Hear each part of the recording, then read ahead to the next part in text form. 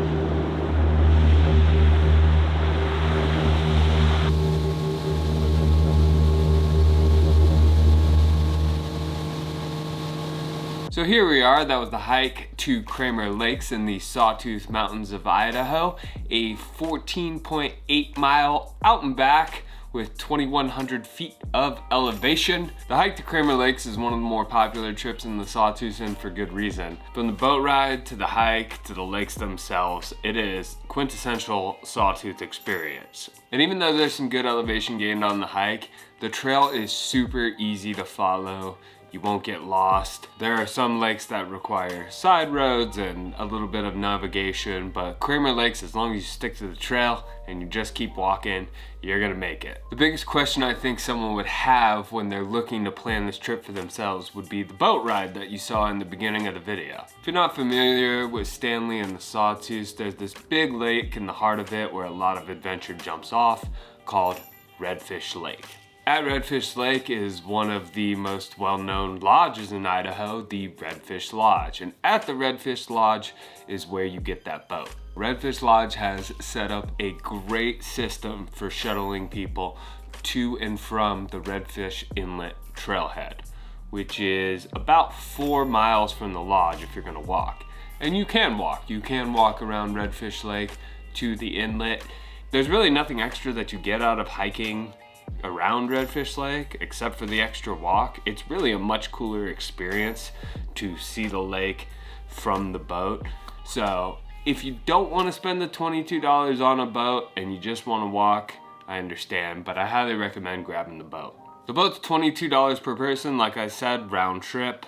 It will leave anytime between 8 and 7 p.m. as soon as 2 people want to take it. So if you have a group of 2 or more, you can just show up at the lodge anytime after 8 and say, hey, I want to take the boat, and they'll take you across the inlet. Really easy, super simple. They take card, cash, everything. Before Labor Day during the peak season, the boat will also pick hikers up on the other side of the inlet at 9, noon, 3, 5, and 7. So as long as you show up at the dock at any one of those times, you can just hitch your ride back. After Labor Day, the time we went, the boat always shows up at 9 and 7 p.m. unless you tell the boat driver when you're going out a different time, which we did, 3 o'clock. But after arriving to the lakes early and talking it over, we wanted to leave at 9 a.m. and we were still able to do that. We just showed up at 9, the boat was there, it picked us up, it took us home. You don't have to stay at the lodge. We did the night before, but you can stay anywhere you want. There is coffee inside that you can grab and you can take on your boat, and then there's trash cans and a bathroom as soon as you get to the inlet trailhead on the other side of the lake. Now that you've made it across Redfish Lake, let's go over the trail with my favorite hiking author, Scott Marchant, and his book. There is a link to this book in the description below. And this week, we're gonna follow hike number 31. So you'll either hike to this spot or you'll be dropped off by boat here at the Redfish Inlet trailhead. And it's a pretty even hike all the way through this canyon that you saw in the beginning of the video to a junction with a sign to Cramer Lakes. Right after that junction is a stream crossing. It can be pretty tough. Mikkel still has a bruise on her hip from where she fell trying to cross it. And after the stream crossing is where all the elevation happens. After that stream crossing, it is straight up to Cramer Lakes. Apologies, we are dealing with 2 maps here today. You'll cross the stream, you'll head up, and there are 3 lakes to Cramer Lake. There's Lower Cramer Lake, Middle Cramer Lake, and Upper Cramer Lake. The lake that we stayed at was Middle Cramer Lake. We just like that view of the waterfall. Although each one of these lakes has a water feature. That's the coolest thing about these 3 lakes, is they are kind of a cascading effect. The one lake flows to the next lake, which flows to the next lake, which flows out along the trail that you hike. So there's always a sense of flowing water around you, which is another reason people love this hike. There is plenty of camping at all 3 lakes. You will see other people, it's a popular hike, but don't worry so much. Well, maybe if it's a Saturday in the middle of August, try to get there a little early so you don't get a terrible spot. But for the most part, there's plenty of camping around all 3 lakes. And then of course this is the Sawtooth. There's plenty of places you can go from there. Up over the Cramer Divide to Sawtooth Lake, to other places. But most people turn around, head back, take the boat back to Redfish Lodge, which is what we did. And that concludes the hike to Cramer Lakes in the Sawtooth Mountains of Idaho. Thanks for watching. We'll see you next time.